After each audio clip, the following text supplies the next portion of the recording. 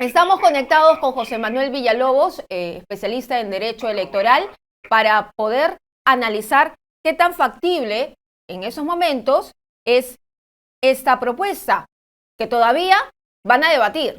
¿Cómo está? Bienvenido.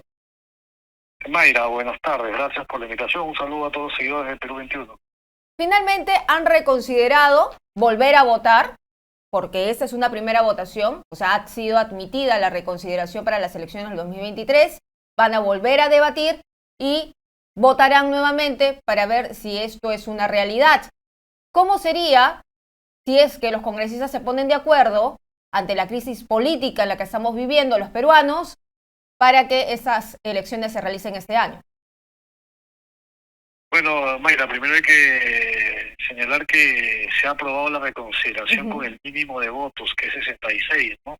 Eso significa que hay otra mitad de que no quiere ni siquiera reconsiderar, con lo cual las posibilidades de que se pongan de acuerdo son pocas, ¿no? Esperemos que ahora que han entrado a un cuarto intermedio y las bancadas van a conversar, llegar a ponerse de acuerdo, logren texto consensuado para adelantar las elecciones. No sé si ese texto sea para el 2023 o tal vez si se pongan de acuerdo en volver al texto que ya se había aprobado en diciembre del año pasado para abril del 2024, que tal vez tenga más consenso que octubre.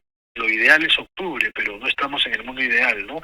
Estamos en un mundo donde tenemos un Congreso fraccionado, donde la mayoría no quiere irse y entonces de que se pongan de acuerdo para irse va a ser complicado. Bueno, usted ha descrito una realidad que ya también se había visto en los últimos días. Algunas fuerzas políticas han empezado a voltearse. Por ejemplo, hasta ayer Avanza País, el discurso era que no se querían ir al 2023. Hoy en la votación, en esta reconsideración, han votado en bloque en ese sentido. Ante la urgencia de la crisis, ¿cree que eso también puedan tomarlo, por ejemplo, los congresistas de izquierda? Eh, Tienen que hacer una evaluación del costo político, porque quieran o no, tarde o temprano va a haber elecciones, ¿no? Y entonces cuando hayan elecciones, la población les va a pasar factura por la posición que están tomando ahora, ¿no? Entonces si se muestran renuentes a darle una salida política a la crisis que pasa por adelantarle a las elecciones, si se oponen, luego la población se los va a cobrar en las urnas, ¿no? Espero que ese análisis también lo tomen, lo pongan en cuenta al momento de decidir y apoyen a adelantar la elección, que aparentemente es la única salida posible para recobrar la tranquilidad, la paz en el país. Yo sé que eso no tiene nada que ver con lo que se ha visto hoy día con esta reconsideración del adelanto de elecciones.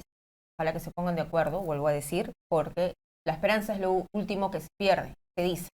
Pero ¿qué le pareció ayer lo que dijo la presidenta Dina Boluarte? Que si el Congreso no se pone de acuerdo, porque es su responsabilidad en esos momentos, ella va a presentar dos proyectos de ley.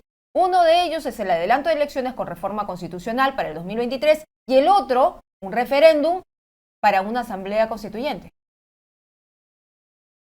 Bueno, lo que ha planteado la presidenta ayer es que si es que hoy no se aprueba el adelanto de elecciones, ella insistiría con un nuevo proyecto de recorte de mandato, lo cual no tendría mucha lógica, porque si ya hoy desaprueban el adelanto de elecciones, ¿qué nos hace pensar de que sí aprobarían el proyecto de la presidenta? ¿No? Su otra propuesta no es una asamblea constituyente, sino ni referéndum, sino lo que ella plantea es que se apruebe un proyecto de reforma para darle el encargo al nuevo Congreso de reformar o hacer una reforma total de la Constitución para luego someterla a consulta popular. Pero digamos que son dos gestos políticos, en realidad lo que ha querido hacer la presidenta es que la gente se dé cuenta que la responsabilidad no está en ella, sino en el Congreso, porque solo ellos pueden decidir cuándo hacer el adelanto de elecciones, más allá de que equivocadamente se diga de que con su renuncia sí se podría adelantar las elecciones para este año y de cosa que no es así.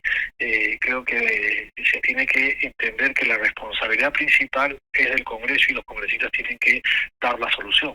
Eso hay que recordar. Si Dina Boluarte renunciara en el hipotético caso, eh, nuevamente el Congreso tendría que elegir, como lo hemos visto en el caso, como pasó cuando se vacó al expresidente Martín Vizcarra. Es que eso no es lo que debería pasar, ¿no? Porque tú te estás señalando de que si renuncia Dina Boluarte se tiene que elegir un presidente del Congreso para que presida el país, y eso no dice la Constitución. Lo ¿Qué que dice dice la Constitución es que Constitución? A asume eso el iba. presidente actual, y es el señor Williams. El problema es que quienes están asusando las calles dicen que tampoco van a aceptar a Williams, lo cual se va a generar más problemas.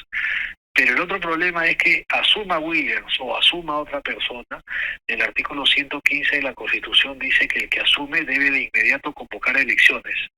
No significa que las elecciones tengan que ser de inmediato mañana o este año. Significa que la convocatoria, el llamado se debe hacer ya. Pero ese 115 no es claro porque dice a secas que se convoca elecciones de inmediato. No precisa qué tipo de elección. ¿Es elección presidencial y congresal que se conoce como elecciones generales? ¿O solo va a llamar a elecciones presidenciales para completar el periodo con un Congreso que se quedaría hasta el 26?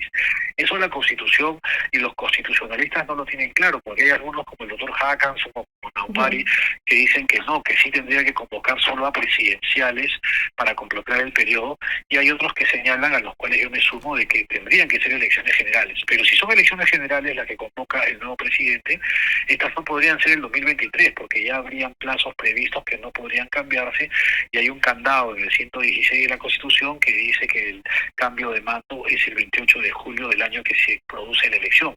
Y es imposible que se produzca la elección antes del 28 de julio de este año. Por lo tanto, si renuncia Dina Boluarte, las elecciones generales, si es que se decide que sean generales, tendrían que ser en el año 2024, con lo cual estamos en lo mismo, no habría elecciones en 2023.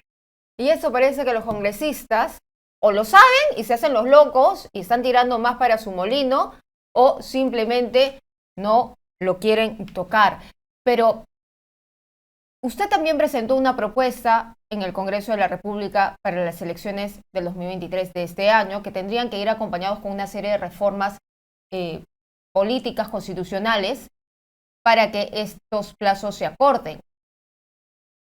Sí, es verdad. Yo soy miembro del Consejo Consultivo de la Comisión de Constitución. Esta comisión nos pide opiniones como expertos en la materia en cada vez que hay proyectos, y por eso me tomé la licencia el 16 de diciembre, todavía antes de que se apruebe el adelanto de elecciones para abril, plantear una fórmula distinta que apruebe el adelanto para octubre de este año.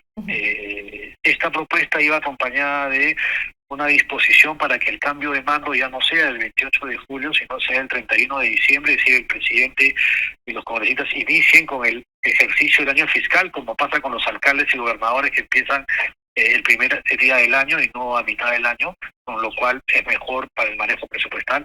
Y segundo, planteaba que se ponga en la Constitución una prohibición para los condenados por delitos muy graves como terrorismo, violación, narcotráfico, corrupción, etcétera, para que no puedan postular, así estén rehabilitados. Sin embargo, esas propuestas no han sido recogidas, y en este momento lo importante es que se discuta sobre todo el adelanto de la elección para octubre de este año.